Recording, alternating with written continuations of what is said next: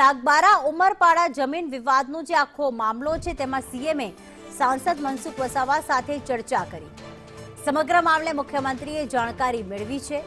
મુખ્યમંત્રી નિવાસ સ્થાને આ ચર્ચા કરવામાં આવી હતી। તો આગામી સમયમાં વધુ એક બેઠકનું પણ આયોજન કરવામાં આવશે। વન મંત્રી સાથેની બેઠકમાં ફરીથી આ મુદ્દે ચર્ચા કરવામાં આવશે।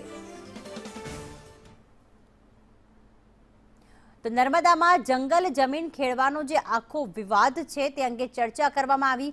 12 જેટલા ગામોના આદિવાસી ખેડૂતો જે જંગલ વિસ્તારની જમીન છે તેને ખેડવા માટે ગયા હતા ને ત્યારે વન વિભાગના કર્મચારીઓ દ્વારા તેમને એ વખતે અટકાવવામાં આવ્યા હતા। વન વિભાગની રોકટોક સામે ખેડૂતોએ વિરોધ દર્શાવવા હવે ધરણા શરૂ કર્યા છે। ગતરોજ આખી રાત તેમણે વિરોધ પ્રદર્શન કર્યું। એની વચ્ચે સીએમ ભૂપેન્દ્ર પટેલે જે સાંસદ છે મનસુખ વસાવા તેમની સાથે ચર્ચા કરી હતી। વિશ્વ આદિવાસી દિવસ હતો અને એ વખતે જ સરકાર દ્વારા વિરોધ કરીને મોરચો માંડવામાં આવ્યો હતો। ખાસ કરીને વિરોધ હજી પણ યથાવત જ રહેશે, પરંતુ સીએમએ અત્યારે મનસુખ વસાવા સાથે ચર્ચા કરી છે। સાંસદ મનસુખ વસાવાએ આ ખુલ્લું સમર્થન પણ આપ્યું છે, પરંતુ હજુ એક વખત વનમંત્રી સાથે બેઠક કરવામાં આવશે। ખેડૂતોને તેમણે અપીલ પણ કરી છે કે અહિંસક આંદોલન ચલાવે। ખેડૂતો અહિંસક લડત માટે મક્કમ છે।